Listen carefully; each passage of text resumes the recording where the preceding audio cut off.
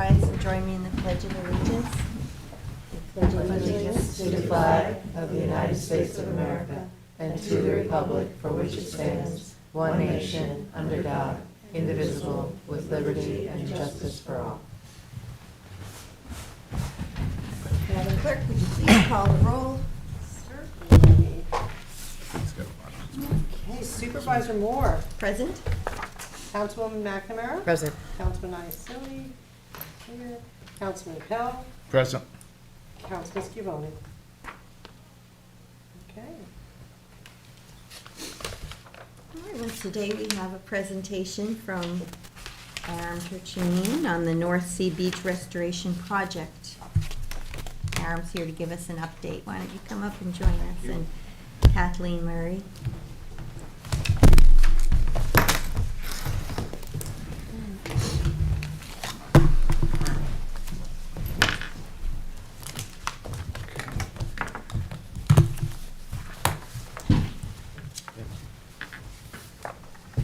Supervisor? Thank you. Thank you.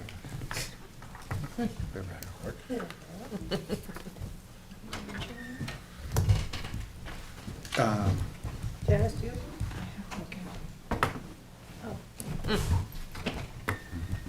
Oh, okay, great. We should be joined online by a colleague, or at least two colleagues. Where can I see them?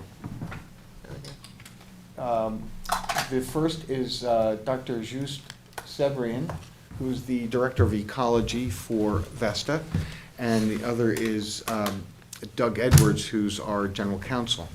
Don't know why we need a lawyer. We're all a bunch of scientists, but, you know.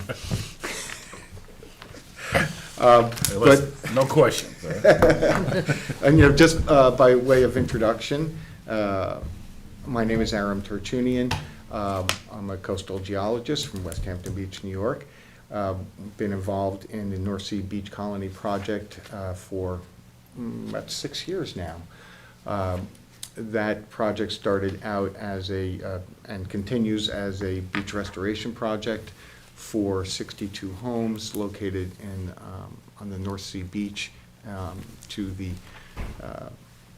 east of the end of North Sea Road fronting Peconic Bay. This board created a beach erosion control district, which the taxpayers tax themselves in order to implement the beach restoration project. We've gone through three, the initial and 2 subsequent restorations. That particular project is doing extremely well. It weathered the big storms we had both last January and this January. And starting about 2 years ago, I was approached by a group called Vesta, who are a public benefit corporation that are using olivine to sequester carbon dioxide in ocean water. And this is a natural process where the olivine dissolves in the water, and it enables the ocean to absorb more carbon dioxide from the atmosphere and creates a carbon dioxide sink. We have been engaged in a 2-year study of this beach. So the original olivine sand, which was 500 cubic yards, was deployed in July of '22. There was monitoring that began about 6 months before that, and that monitoring continued up until October of '23, when we had North Sea did an additional renourishment, which kind of buried all of the olivine sand. And so what we're here today is to give you a report on the 2 years of scientific investigation about how we did. And if Dr. Sebrian is on, I'd like him to take over. There he is. Just, how are you? So Just is, as I said, our Director of Ecology, and he is overseeing a great deal of this analysis. And just to introduce the subject matter, what we're one of the there's three key things. Number one, is this material persistent in the, on the beach? Does it provide additional protection because you have more sand? Number two, is it absorbing carbon dioxide? And number three, is it having any impact on the environment, specifically through the benthic biota and fish and the like? And that is Ajus' area of expertise, so I'll let him take over. Thank you so much, Adam, and good morning, everybody. Now, how can I project my PowerPoint? I have it up, and you just tell me when you want it advanced. Oh, okay. I like it. That being the case, what I'm gonna do, I'm gonna look at it myself. You can hear me well, can you? Yes. Okay, perfect. All right, well, good morning again, everybody. It's a pleasure to be here and share the results with you. That's the most important thing we scientists can do, is to share results with people so the results can be used, for something practical and beneficial to everybody. So, as Adam was saying, I'll be talking about representing Vesta today, but talking about what we have found for this restoration project at the North Sea Beach. And next, so basically it's three goals that we want to go over. Number one is make sure that we are nourishing the beach, right? We want it to be there, we like the sand, we want to enjoy it. Number two is to absorb carbon. We have a problem with climate change, like way too much CO2 in the atmosphere. So as we nourish the beach, we also want to absorb carbon and look it up. And number three, we want to make sure that everything is environmentally safe, right? Because you will see that the mineral we use to absorb carbon also has metals, and those metals in high concentrations can be toxic. The drawing you see here is basically the study design. We have what we call 4 treatments to both sides, the west and the east. You have the control non-nourished, that's basically original beach with no addition of sand whatsoever. And then in the middle, you have 2 more treatments. You have one with the olivine, which we call olivine nourished, and then another one with just sand, quartz, which we call control nourished. We have taken a lot of different measurements for each of those 4 treatments, including physical, chemical, biological. This map portrays the sampling stations for pore waters in the sediment, and water column, right? But we have other maps for other variables. The idea here is to look at those 4 treatments. Next, so what we'll do in the next slide is briefly go through the different goals and see where we stand. Again, I have summarized the most important information. For details, we can look at the report where everything is detailed and explained at length. Alright, so first goal is, are we nourishing the beach? Is the sediment that we put there staying in place, right? And the answer is yes, to some extent. I mean, some of it is washed off, but some of it is staying on the beach.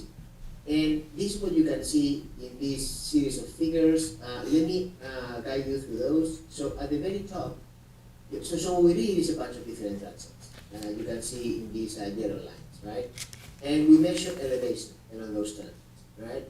And we look at the change in between sampling times. At the very top, you can see the overall change from June 2022 to November 2023, right?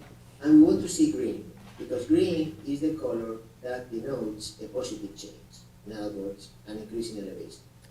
So if you look at that first plot, that's it. You get the answer. So over the course of the experiment, some of the sediment is retained in the beach, because we see that green color, we see that green strip right at the bottom of the polygon. The 4 subsequent panels that you see below are basically periods of time, so you can see the different changes, how all this happened. So the second one from the top would be from June 2022 to July 2022, which is right from before the nourishment to right after the nourishment, right? So you can see a lot of green, because it's the sediment we put. And then as you go through time, all the way down to the last panel, you see that there are episodes of distribution of erosion, etc. That's normal beach dynamics. But the most important thing is that once you put everything together, you add the sums and you subtract the the minuses or the erosion periods, you still get retention. So yeah, so we are keeping some of the sediment in the beach, which is good. Next, so we should be in slide 4 now, with a bunch of electron microscope pictures to the right. So let's jump into the second one. Are we capturing carbon? The reaction that Aaron was alluding to, the one we are interested in, is to the left.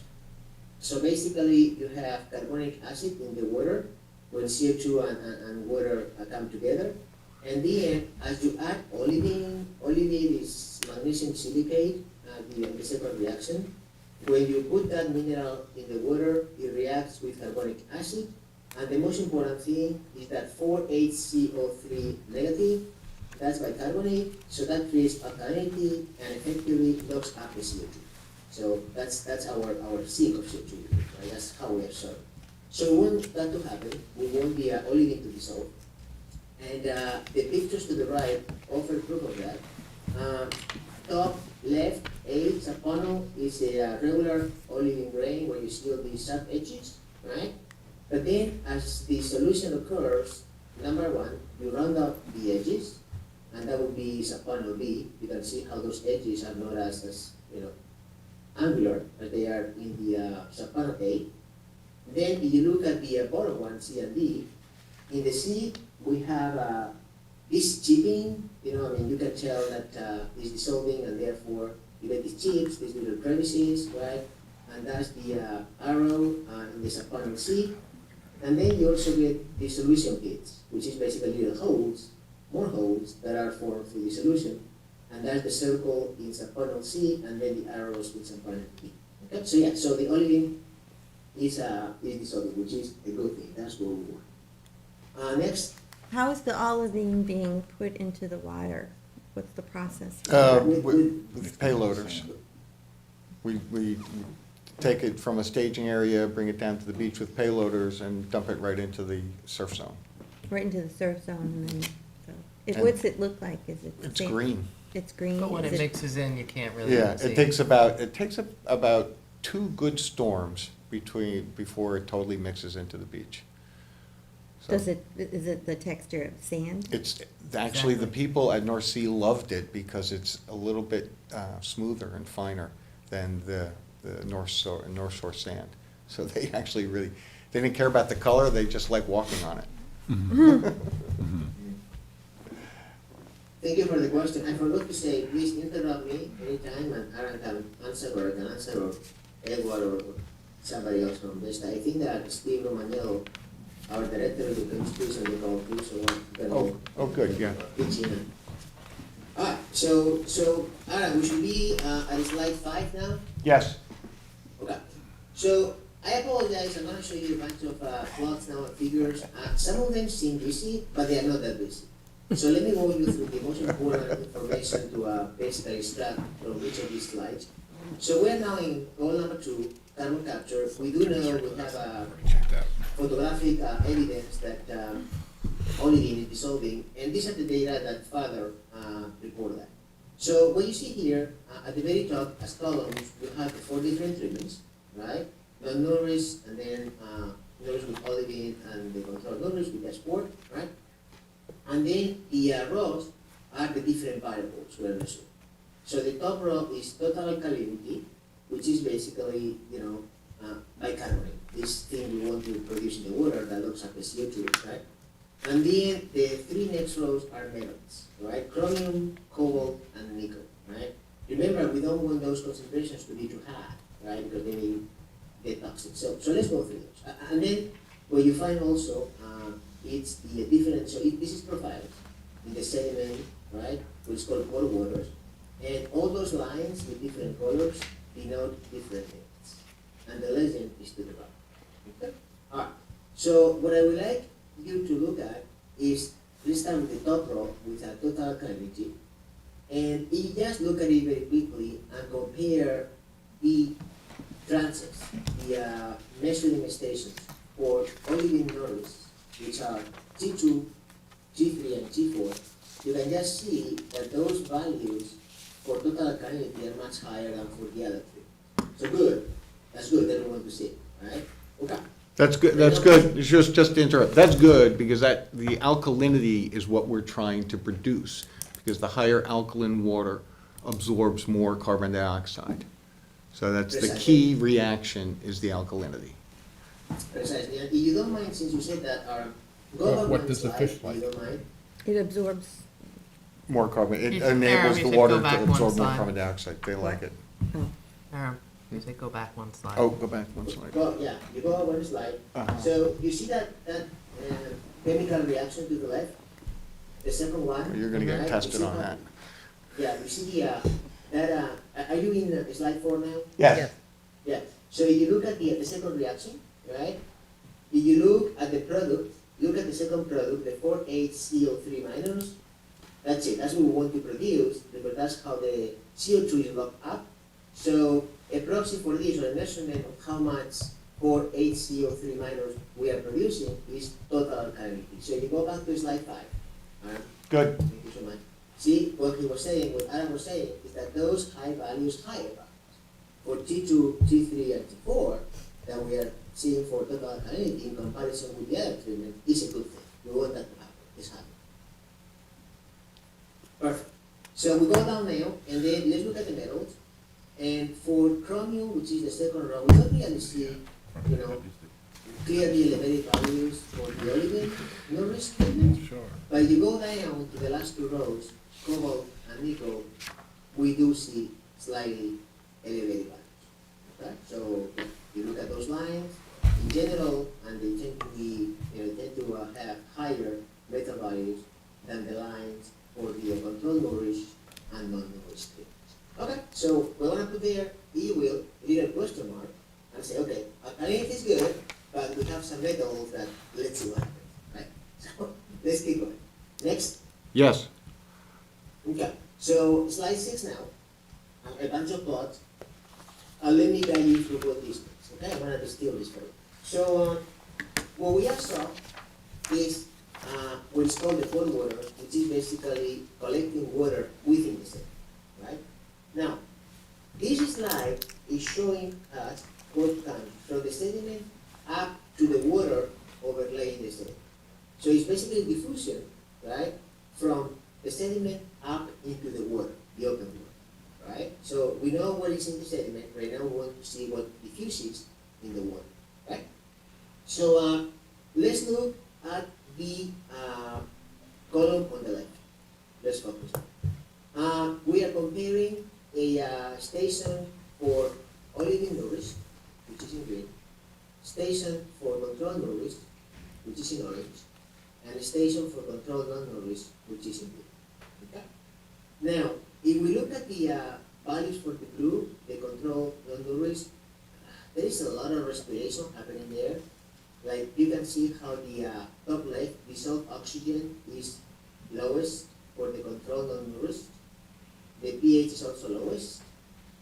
Then there is a lot of DIC, dissolved inorganic carbon. That's the third subpolymer to the left. That's because there is a lot of CO2 produced.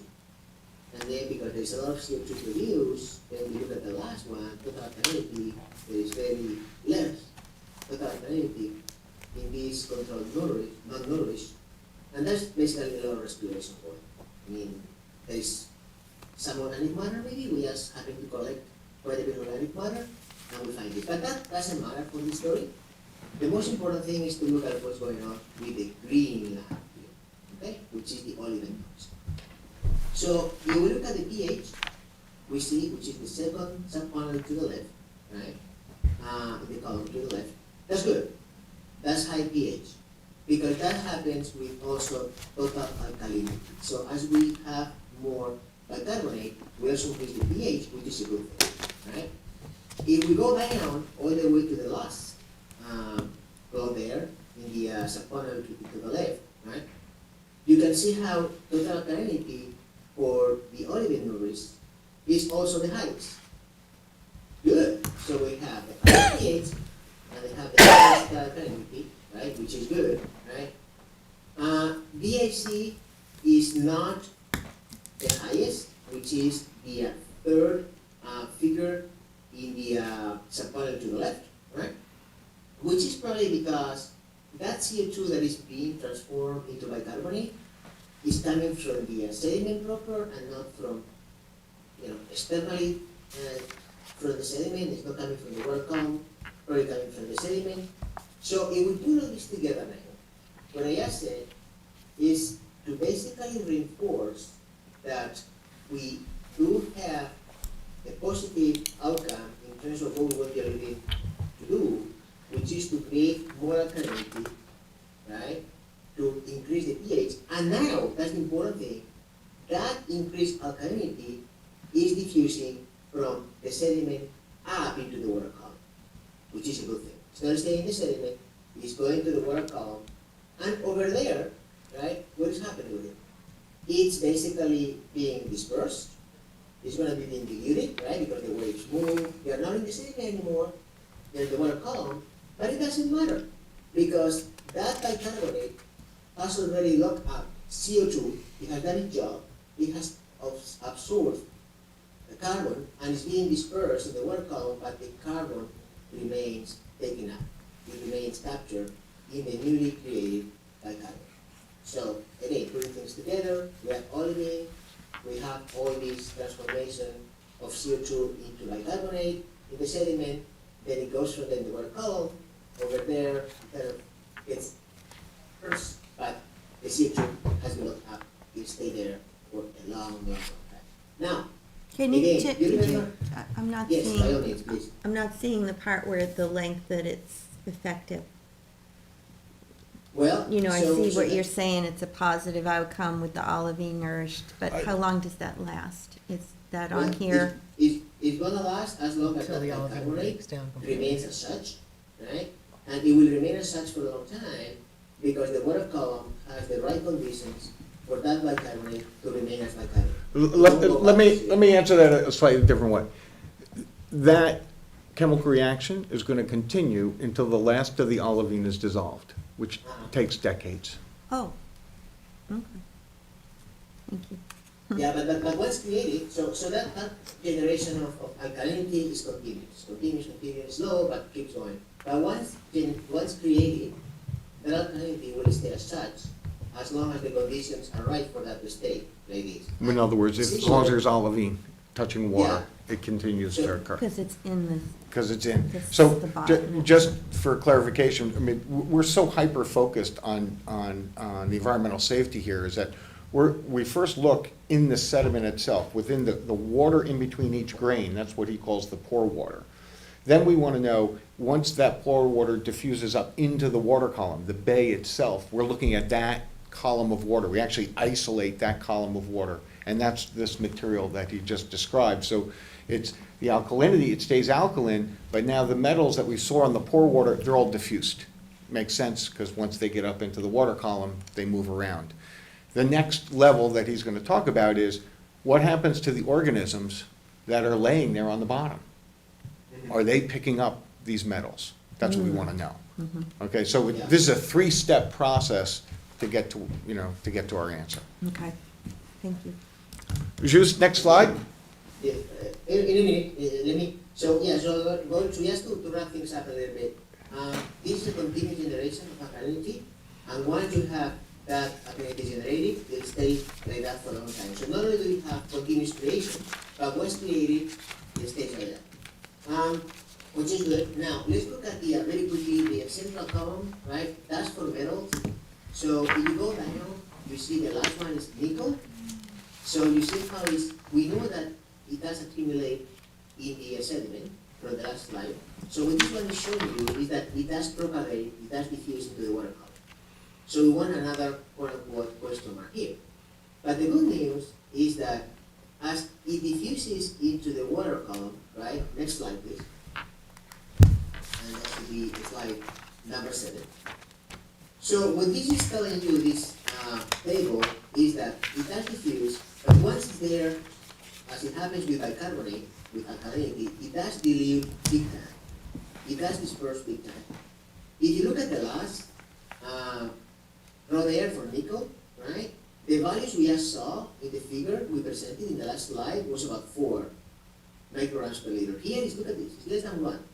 And the most important thing is that it does not vary in between the control and the olivine.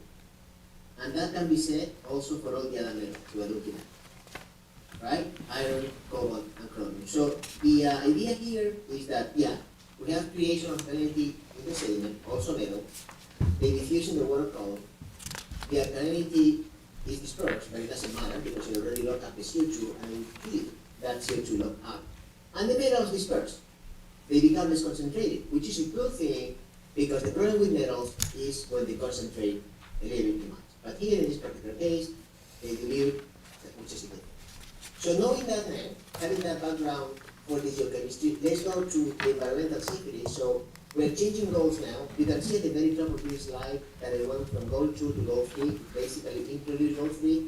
Knowing that the metals disperse in the water column, let's look at what happened with organisms that live in the sediment and water column. Next.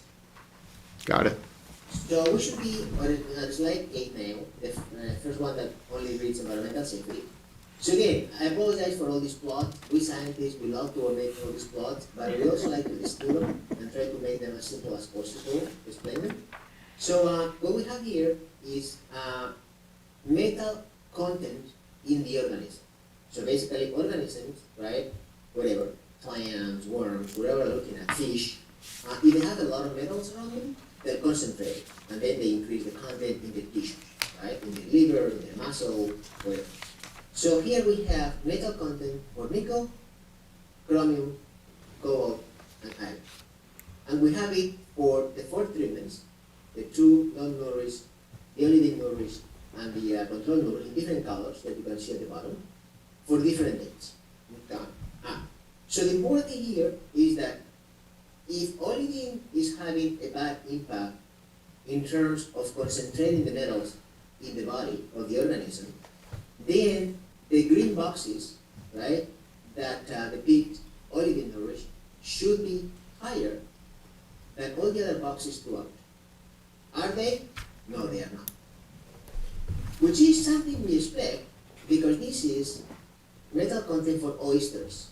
So we read, we have this experiment where we put oyster bags in all these 4 treatments and then we let them there for all this time and then basically over a year and then we collected them at different times and we look at the metal content in the oyster tissue. We don't find elevated values in the olivine treatment in relation to the other treatments.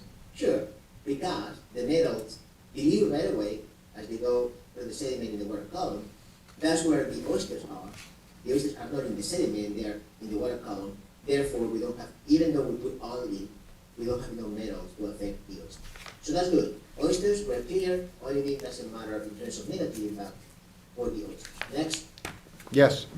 Where did he put the oysters out there? When? No, where were they located? Basically, just below low tide. Along the beach there? Yep, yeah, just anchored them in mesh bags. Alright, so the next 2 slides come together, slide 9 and 10. Now, let me tell you a little bit about this. So right now we are not looking at oysters. We are looking at organisms, and that's very important, that live right on the surface of the sediment and right underneath the surface, right? So they're using all these pore spaces, when I talk about pore waters, all these little holes and crevices in the sediment, they're using that as habitat in their homes. And they can also go out a little bit on the surface and down. I'm talking about worms. I'm talking about clams. I'm talking about little crustaceans, little shrimp that make holes in the sediment. Alright, so what do we have here?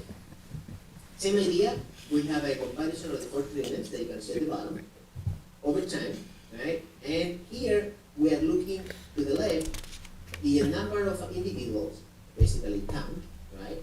And to the right, number of species.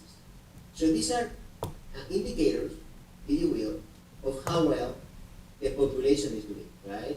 If you're decreasing the number of individuals with olivine, that's bad. And if you're decreasing what is called a species diversity, or number of species with olivine, that's bad too. You don't want it. Okay. We have measurements for before deployment, right? And this is the ones to the left, May and June. And we have measurements after deployment. Okay?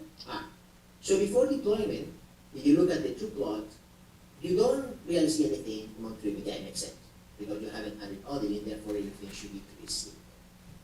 If olivine is having a bad impact after deployment, in other words, for August, September, and October, and that's, by the way, that's for 2022, right? You should find that the green box, again, reflecting olivine, should go down big time, should go down in relation to the other treatments for abundance and for richness. It does not. The green box remains pretty much similar to all the other boxes throughout the experiment. In other words, we don't have any negative impact of olivine for the number of individuals and the number of species. Right? And we need to look at 2023. I'll wrap that up in the final slide, but that's good. That's a good thing. Next slide. Yes. So that was Hold on. how we got the Hold on a second, you have a question? Yeah, I'm not reading this, the one about the abundance and the richness. Okay, so abundance is the number of individuals, and richness is the variety of individuals. And it went down after. And so what we're, so Well, we're always that's the thing, it comparing. looks like after. Oh, I'm sorry, go back a slide. So the May and June are before the deployment, and you can see that, it's a mixed bag. I mean, It's up higher. the green is higher in May, and then in June, green is lower. But more or less, it's a mixed bag. You're not seeing, one thing, it's random, more or less. And then August, September, and October are after the deployment. So that would, if the olivine was having an adverse impact, you'd expect those numbers to go down, and they don't. They don't go down, and they're also grouped in tightly. If anything, it goes up in September. Well, But you- it looks like it does go down. It Does. looks like the green in May, the olivine green. But in relation to the other, Because I used to fish that area. Last year when I went porgy fishing there, up along that, up in there, uh-huh. there was like hardly any fish there. In previous year, there was a lot of fish. Well, we didn't, this is, And that's what the fish, that's what the porgies and the Yeah. tiny blowfish eat. They go off the sand fleas and all that kind of stuff, the shrimp. right, well, so from May to June, everything goes down, but that's before anything was ever placed on the beach, so that's just a natural variation. Then August, September, and October are after material is placed on the beach, and you can see, for example, in August, all of the values are very tightly together. In September, you actually see the olivine area has a greater abundance than the other areas, and then when you go to October, they're all pretty much the same except for the gray box, which is a little bit lower than the rest. So as far as the abundance of organisms, there's no significant change between the treated and the non-treated beach. There's a seasonal change and there's a natural change, but there's no change there's no adverse change between the treated and the untreated beach. And when we look at the right-hand side, again, we're looking now at species richness, which is the diversity of species, how many different species are there.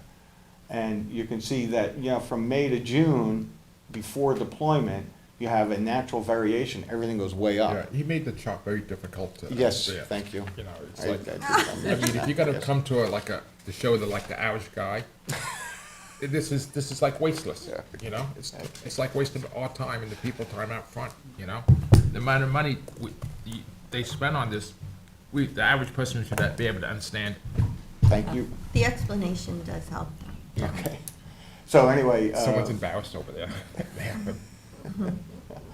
So with that explanation, we'll move on to the trace metal concentrations. Just if you want to wrap these last couple slides up quickly, that'd be great. Yeah, I'm sorry if I'm not being that clear. I tried to do my best. But yeah, the important thing is to see that the green box does not really differ that much from the rest of the boxes. Very quickly now, so we are on slide 10. We are looking at metal content now. What is that again? The quantity of metals we find in the tissue. That's for all these worms and the clams we're talking about. So we have the four metals, nickel, chromium, cobalt, and iron. We have before deployment. These are the boxes to the left, which is a funnel, and then after deployment, and these are the boxes to the right. So we can see is before deployment, everything is very similar, nothing happens. After deployment, we find an increase in the mean value, right, for each of the boxes, and also a bunch of points on top of it, bunch of string points, right? So what this is suggesting is that as we put the olivine, it gets moved into previously non-olivine areas. There it gets picked up by organisms, the worms and clams in these previously non-olivine areas, right? So you see all these string values that increase the mean value for the population in those areas, right? And as a result of that, we find these results. But the important thing is that those content values for any of the treatment areas, right, after deployment, they are not that high at all when we look at what they are, and they are well under what would be considered as worrisome by EPA, right? So, they are not alarming values. Therefore, even though the metal content does increase in these organisms, it doesn't do it to a level which should be correct. Next. Now, this one I think is a cool one because we're talking about horseshoe crab eggs. Those are also in the sediment. They are buried as well, right? Like the organisms we just saw. What we have here is metal content, again for the four metals. Over time, we have three stations. We have one that was controlled with very little olivine, another one with low, which is the light green, another one with high content, which is the dark green, right? If you look at these four plots, what we can see is that towards the end of the experiment, we have an increase in metal content for the low olivine, the light green boxes, right? And on the very last day, we have the highest values, right, for the control station, right? So it's these black boxes that are the highest. So again, what this is suggesting is something very similar to what we just saw, which is that the olivine is moving. We do have an influx of olivine in the low olivine station towards the end of the experiment. The organisms picked it up, they increased their content, but then check it out. The olivine moves out, the organisms decorate themselves such that their metal content goes down to basically basal levels. And on the last day of the experiment that we measured, olivine gets into the control station. The organisms picked it up, right? Which is clear from these higher values in the dark box here, right? So the olivine is continuously moving, and the organisms are picking it up if the olivine gets there, right? If it stays, the organisms have these high values. If it moves away, the organisms will go down. The value will go down to very basal levels. Regardless, the important thing is that these increases in metal content, when you look at the values, are not that high at all, and we're below what EPA would consider as worrisome, right? Or as something that we need to be concerned. I'm going to wrap things up. Let's go to the last few slides, which I will wrap up in a couple of minutes. That's slide 12 now. So all these results do show progress towards achieving our goals. For meat nourishment, we have seen that, yeah, the sediment is retained, so that's good, at least through 1.5 years after nourishment. For coastal carbon capture, yeah, olivine dissolving, and we are treating alkalinity, that's good, that's definitely the first step. And for environmental safety, the metals released through olivine dissolution do not appear to have detrimental impacts on the organisms tested, which is good. Last slide now, please, number 13. But we want to fully accomplish our goals, right? And we still have work to do towards that. We still have samples to be processed and information to be generated and calculations to be made, right, to fully achieve our goals. So if we look at each of these three goals, let me tell you what we are doing now to fully tackle it down. For beach nourishment, we did all these transects where we collected sediment, and we are looking at XRD analysis that tells us the percent of olivine. So we'll be able to not only tell how much olivine has remained on the beach, but also how much has dispersed into the, subtidal, submerged adjacent area. Along with that, we are also doing a bunch of hydrodynamics calculations. So not only do we know where the olivine is, but we also understand how it's transported there through waves and winds. So we'll have a good understanding of sediment dynamics and retention on the beach.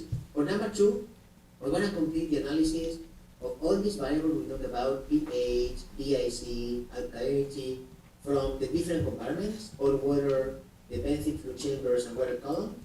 And that, along with the olivine percent results, will allow us to build a model, that's the important thing, that will estimate alkalinity and CO2 capture for the olivine project that we are doing at NSBC. So that's important. We should be able to come up with the calculation and estimate for CO2, what is called drawdown, which is capture.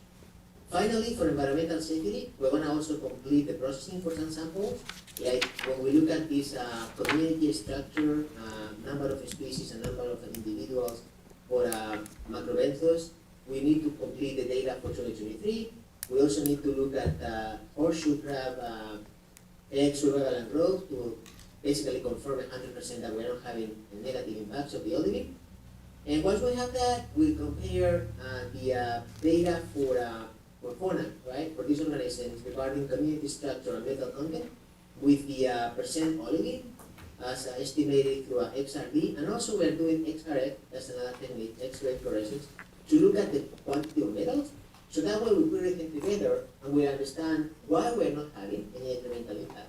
Most likely because as the olivine moves, we are diluting those metals also in the core water.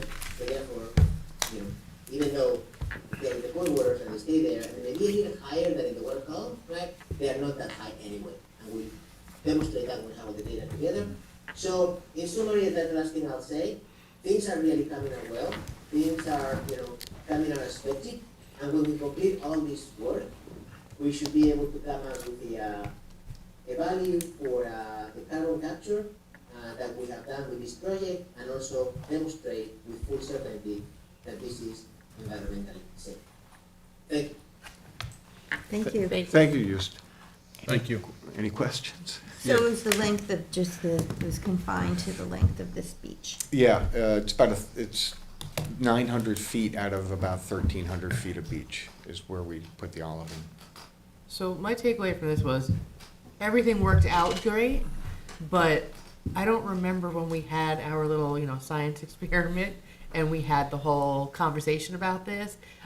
The fact that the metals and the EPA standards are being even mentioned, I don't think we had discussed, metals in the water as even a possible concern when we went into this project. And so, I'm glad it's okay. Yeah, no, that's And I'm really sure our that- primary focus on the environmental side, is to make sure that the dissolution process doesn't injure the system. I know, and we had, discussed that it would help with acidification and all of that, Right, but, right. I just didn't, the metals and, hearing EPA standards thrown out, like, it just, it kind of caught me off guard. Okay. I mean, the good news, if it serves for anything, is that those values, when you compare them with the EPA, scale, we are way, way, way below what we would be worried about. Way, way below. So, and we have those tables, so we are doing fine. Good. We are being super safe here. That's what I said, I'm glad it all worked out. Yeah. Was the the olivine, is it done now? You put in as much as you're gonna do? Yeah, we've put in as much as we're gonna do. We actually have a deployment that's gonna be underway in Duck, North Carolina, this spring, probably in May. We're gonna do, I Are they think. testing it with like warmer water temperatures? And offshore, it's gonna be an offshore, so instead of dumping it in the near shore with mechanical equipment, we're dumping it offshore in a barge. And that's gonna be about 6,000 or 7,000 tons. And why are you doing it offshore, to keep the sand from moving in? Because the sand will stay immersed in water at all times, and that's the key to the chemical reaction. And you also won't have the surf beating on it, but, so it might not Well, break no, down it's as actually, quickly. it'll spread. It's definitely in the spreading zone. Does that make the bottom harder? Nah, well, it's one thing we're gonna test, but the grain sizes, one of the good things about the olivine is we actually mill it to the grain size that's on, we do a benthic sample, figure out what that grain size is, and we put the same size olivine there. 'Cause I know at bottom what's not been worked, especially like in Shinnecock Bay and Western Shinnecock, where it's like been no clam diggers or the bottom's not been worked. It gets like a layer of stuff, and then it gets hard. Then there's a growing clams and there's like. Nothing gets through it. Yeah, it's like a dead area. Yeah. Well, that's That's one what I'm of, the- afraid that's of. one of the things that we're looking at in this, in the offshore site, is we wanna know all those things before we scale up. Was there a reason we did in surf here and you're doing offshore there? Yeah, because our original concept was that we would integrate this into beach nourishment projects. And we still want to do that, but because we're seeing a percentage of the olivine up on the dry beach, it's a small percentage, but it's, Not 5%. being utilized. Yeah, it's not working. So Ways the, of bringing it up. so the object is by placing it in the offshore profile, but still in the active wave profile, it'll spread and stay in the water. Some very small, we place it where mathematically the models tell us we're not gonna get With a up- substantial portion up uptide. on the beach. Updrift. Right. So it drifts down. Right. But I suggest next time you have a report, ask them to do it where the average person can understand it. Because the people out in TV land is gonna, they already switched channels. Understood and So I feel like we appreciated. just get college credit for that course. I think you should get CLE for that. I know. So what are you gonna do, another year of analysis? Well, all the data's collected, and so basically it's just a ton of lab work right now, where all the things that you just described are being done by, we have a team of scientists that are working on the geochemists, geologists, biologists. So maybe we could, at the end of it all, get like a layman's term PowerPoint that we could put up on the website on, what it's done and what it's, What the advantages Yeah, are. that'd be nice, between the offshore and the inshore. I mean, I appreciate the technical data.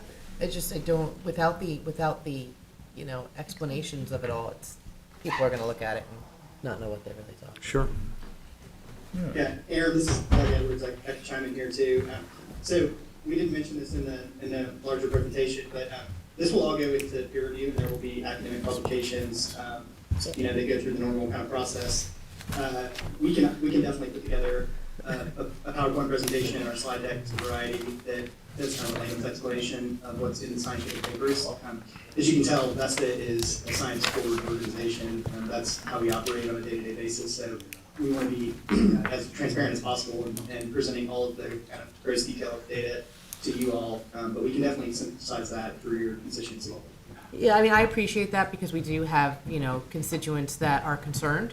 They don't know why we did it or what we did and what it's gonna do, and, that there's a lot of speculation on what it's caused and what it's doing. So it would nice to have the data there, but also some way that they could understand exactly what we did, why we did it, and what it's done since then.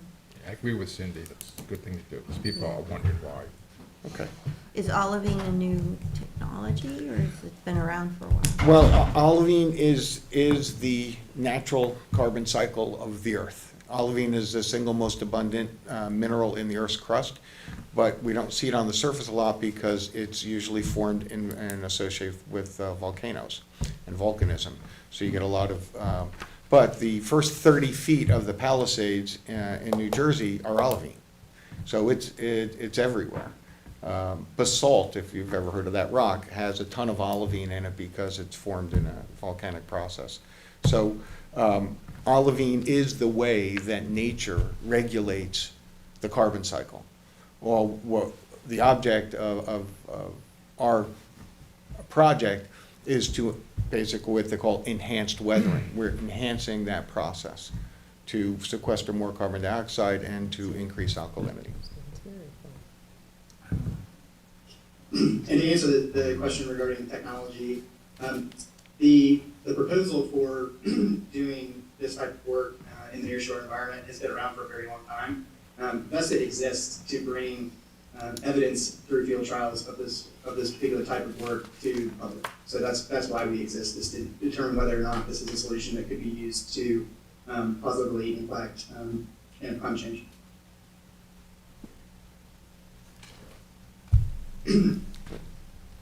Well, I wasn't the clearest person for the layman term presentation, but I thank you. I take the feedback and whatnot. But at least you know now that the technicality and the depth of the science is there. Yes. We can say things based on very, very credible data. We feel good about it. We'll steal it next time, so everybody's happy. Thank Thank you. Of course.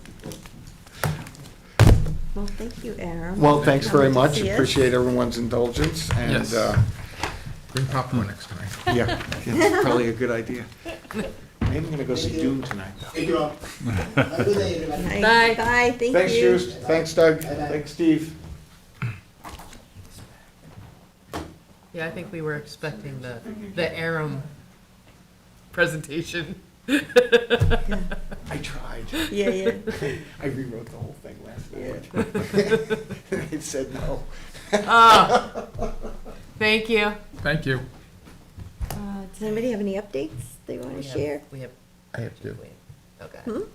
Oh, the I chief. forgot to mention this on Monday. In the month of February, the courts had 2,189 people go through their door, and the total of fines were $138,659 last month in fines. And that I had to walk with Peter, the facilitator, person for the town, and he's going to clean up the front doorway and the front steps and the back steps, and start cleaning up the front of the building. So it looks a lot better. Well, Okay. we bonded out, there's gonna be a whole Yes, renovation. he's, that part, the main part where it's gonna be painted and, The bricks all repointed. bricks poured and the new windows put in. They're waiting for the engineer guy to come back. And I'm gonna be talking to Tom about that, to push that along. So we're not waiting another 5 years. Sounds good. Thank you, Bill. Thanks for getting the heat fixed. Yes. Well, the heat's still, we're still waiting for a part, I know. Not exactly right. but it's something when you argue over $20,000, it's bad. Yeah. All right, well then I'd move to close the meeting. I second it, All in favor? Aye. in the executive session. Oh, that's right. And let me rephrase that. We have to go into executive session to discuss Personnel. personnel. Let me Second. re- let me All in rephrase favor? our aye. Aye.